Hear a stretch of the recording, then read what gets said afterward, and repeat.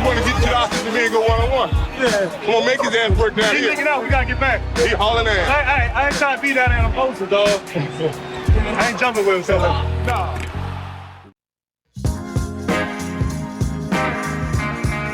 All right, welcome back to another After Dark, everyone. Hope you guys are having a good night so far. Hope you guys had a wonderful day. Community pointed out this video to me, which is from an awesome YouTube channel. This is Pyotrex. I hope I said it right. Pyotrex Productions. Every single video I've seen from this channel is fantastic, and you guys seem to like it too. This one is titled Kobe Bryant Reveals 5 Wild Michael Jordan Stories. And I'm all about it. I have a suspicion. I've heard probably some of these, but every time I watch a video like this, there's usually at least 1 or 2 things I didn't know about.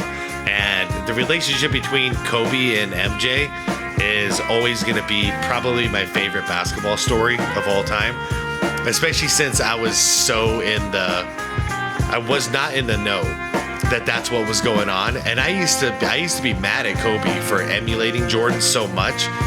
And then later on in life, when I found out that basically Jordan was like his big brother and his mentor for all those years behind the scenes, like that just like made me feel like such an idiot, where I was just like, well, then of course student is emulating the master, you know, like that's exactly what it is.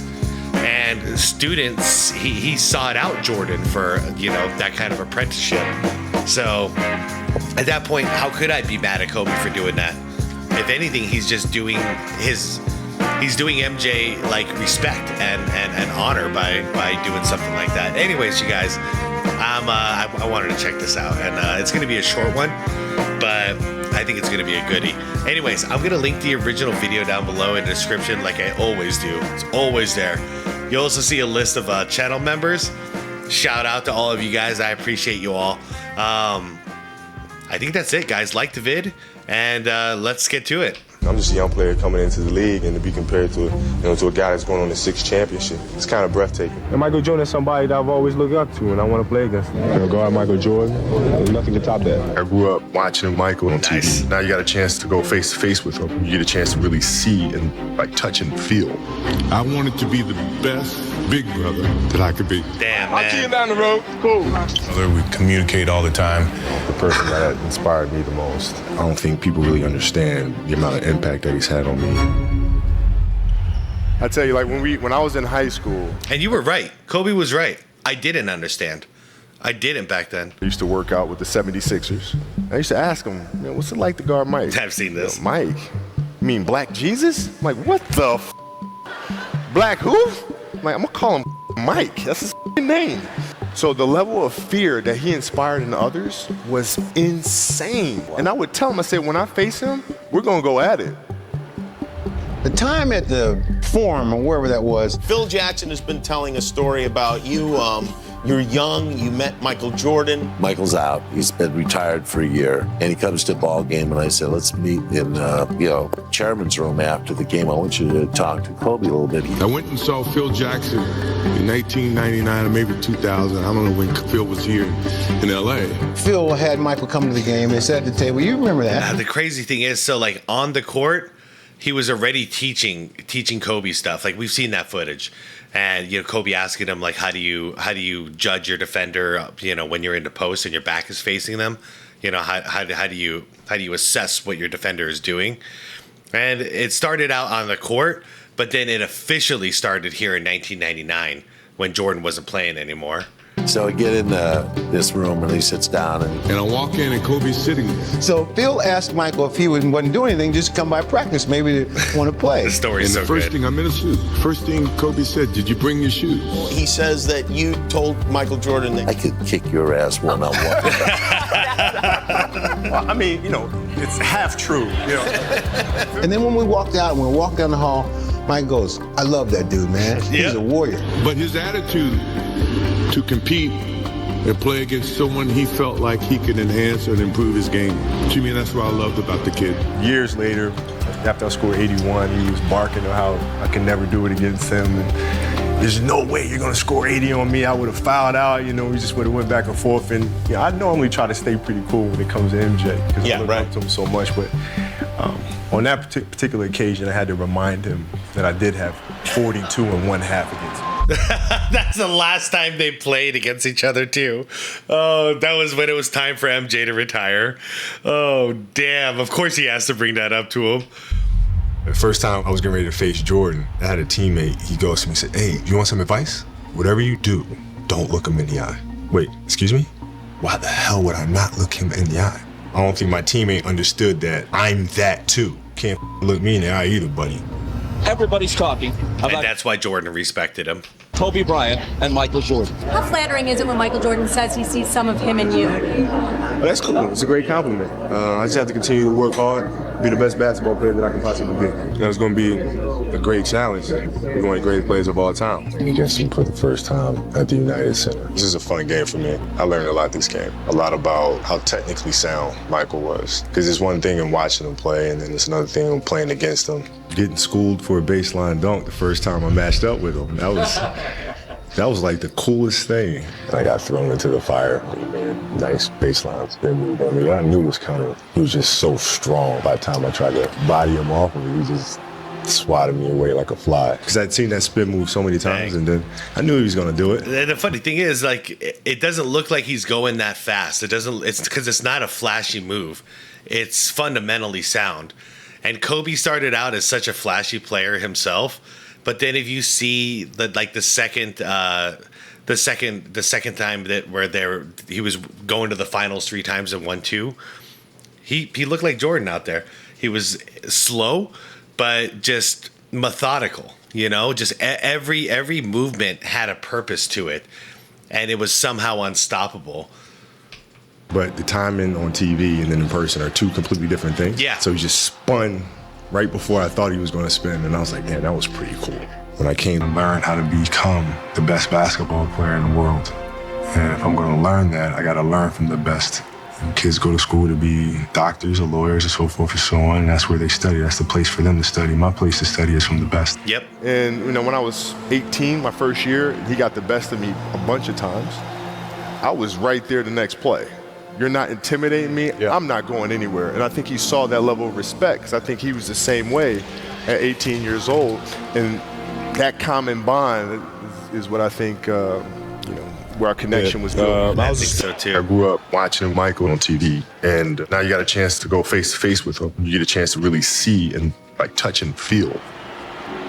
Here is Michael. Count it. What's the foul for Jordan? Strength, speed, quickness, and it was fun to be out there. And his shot rattles out. Here comes Bryant ahead of the field. He just want to get to the offensive end and go one-on-one. Yeah. Come on, make his ass work down here. He's out. We got to get back. He hauling ass. I ain't trying to be down there on a poster, dog. I ain't jumping with him, nah. It was a rough couple years. Dude, that's awesome. Grant Hill said, I don't want to be up on a poster. Jordan's reaction to that, like, you know he's thinking, yeah, that's how people used to think about me. You know, like, I just want to watch it again. This is such a funny interaction. He just want to get to the offensive end and go one-on-one. Yeah. Come on, make his ass work down here. He's out. We got to get back. He hauling ass. I ain't trying to be down there on a poster, dog. I ain't jumping with him. Nah.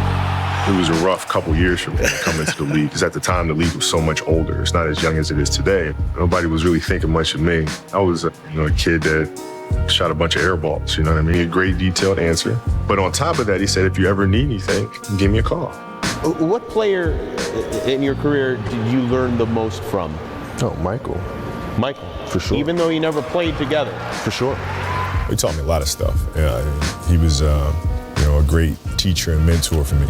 But Michael was very tactical and very efficient, and with his movements. There was no wasted space. And he had this beautiful ceremony for him at halftime, and I had the honor to sit next to him during that process, and kind of looking at him and just kind of sitting back and saying, wow, I mean, did it go by that fast for him? Like, what is he thinking about right now? Does it all seem like a blur? So from that point on, I wanted to make sure that I appreciated every day, or tried to as much as possible. That's crazy. Kobe got that moment too at the end. It was all over. In Washington, Jordan hits him on the butt and says, I'm sorry, Kobe put up that 60-point crazy game. Let me rewind it, okay? Awesome.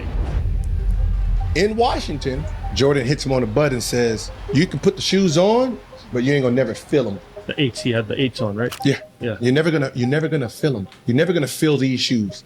That's basically what he was telling Kobe. You're never gonna fill these shoes. Jordan beats Kobe. And then at the end of the game, I guess Kobe was wearing some Jordan 8s. You can put the shoes on, but you'll never fit them. And then what happened next? What happened next? So what happened next is to watch the game. They say Kobe. What happens next is the last time they ever played against each other, and Kobe put up like 40-something points, I think, in the first half. It was a true passing of the torch, or a taking of the torch moment, and it was perfectly symbolic. Didn't talk to the team for 2 weeks. Literally would not say anything to anybody. Like he just went silent. But Now this one, I've never heard anybody but Gilbert Arenas say this, that he didn't talk to anyone for 2 weeks. So this is, I've never heard any other Laker or Phil or anybody confirm this one. He was on 1 million. So for like 2 weeks, they said Kobe was just mute. Didn't talk to his players, didn't talk to his teammates. He said he was in like focus mode. Like it was straight, like practice was just so intense. The players was like, yo, is he mad at us? Like, did we do something to him? And then it was like, Phil was like, nah, he ain't mad at you. Jordan, in Washington, it's like, in what? 2 weeks ago? He was like, yeah, he told him he can copy him all he want and do all that, but he'll never fulfill those shoes. Oh shit, when did we play them again? And they was like, yeah, we played them in a few days. They said they already knew what was about to happen against MJ when MJ came to LA. I might stretch for that game because young fellas not passing us the ball. And that's the game Kobe had like 55 points. Jumper. Yeah, that's where I love it. This is how the game ends, basically. Old man Jordan draws a charge on Kobe, and then they were not smiling. They were not laughing the whole game. This was all business. This is probably the most important game for Kobe Bryant right here. Like it meant everything. But then after Jordan took that charge, because that's like all he could do at that point. It was just trying to slow Kobe down. And then they have this awesome moment where they're just like they're goofing off and playing around and laughing. Like I love that game, you guys. If you haven't watched it, like I highly recommend watching this whole game. Jumper.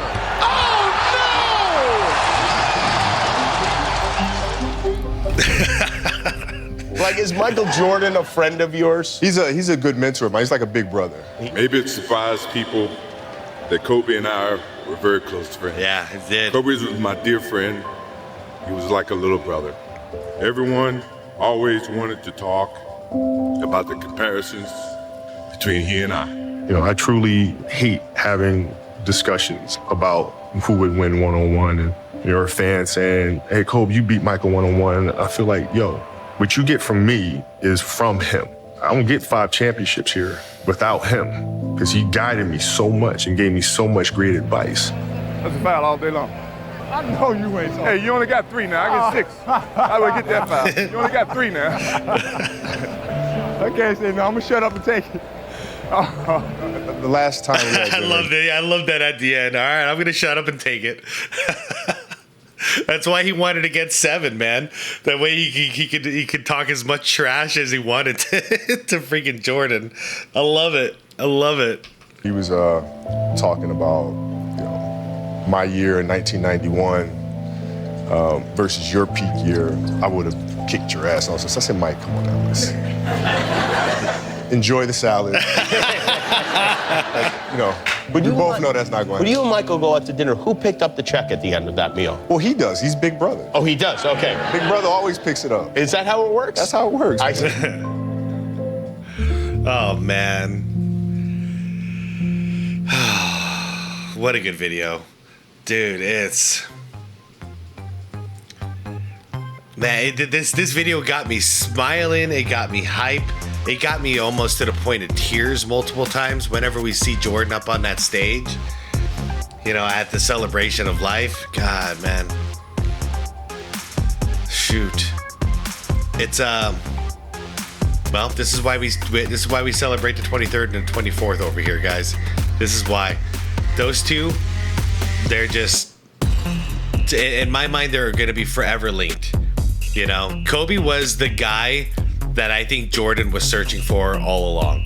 When, in other words, 1993, Jordan wins his 3rd championship.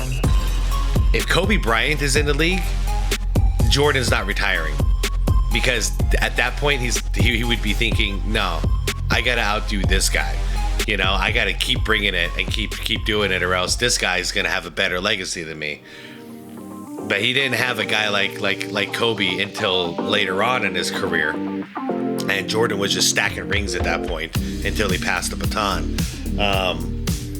But yeah, I think I always figured like that's why he ended up wanting to be a part of Kobe's journey and like mentoring him in that journey. And how crazy Kobe ends up, you know, playing for the same coach, all this stuff, all these similarities in the same offense, running the triangle, and they're the same freaking height, you know. It's all a little eerie because I'll tell you, me and Kobe, we grew up basically, you know, around the same time, and he got to live the dream that we all had, you know. We all grew up wanting to be like Mike. Mike made us want to play basketball. Mike made us believe we can fly, all that cool stuff that you guys know about. But we all had that fantasy in our minds that we're gonna go and we're gonna be the next Jordan, you know? I don't know about you, like that's how I felt. I know my brother felt the same way, and like everyone I was hooping with, we all felt the same way. It was like either the next Michael or the next Magic or the next Bird. A couple of people were like trying to be the next Shawn Kemp or Rodman, but 90% of them were trying to be the next MJ. Kobe got as close to the sun as you could ever possibly get, you know? Like he actually got to live out that dream. And then to think, it was never in my wildest dreams where I was playing it out like I'm gonna be the next Jordan and Jordan's gonna be my mentor. And he's gonna be like my big brother. I could text him at 3 a.m. and he's gonna be replying to me. Like we're gonna have that kind of relationship. That's beyond even my greatest fantasy, you know? Like, so the fact that Kobe lived it out, you know, he got to win 5 championships on his own. It's he got to live the dream. The only thing that's unfortunate is he didn't get to enjoy the rest of his life after he did these amazing things. And that is just something we'll never get back. But at least while he was here, he literally lived his fantasy. And I think that's awesome. So anyways, you guys, sorry about the somber end, but yeah, every time I see that footage, I've only been able to watch it like 2 or 3 times, that celebration of life, because I mean, it just hits me somewhere. And there's also personal reasons, you know, that his death made a big impact on me. Some of you guys know. So the timing of everything, it really just brings me back to a different time. And it also makes me grateful for where my life is now. Anyways, thank you all so much for watching. Please leave your comments down below as usual. And like the vid if you liked it. Subscribe to the channel if you want more content like this. And most importantly, is to be water, my friends. Peace out.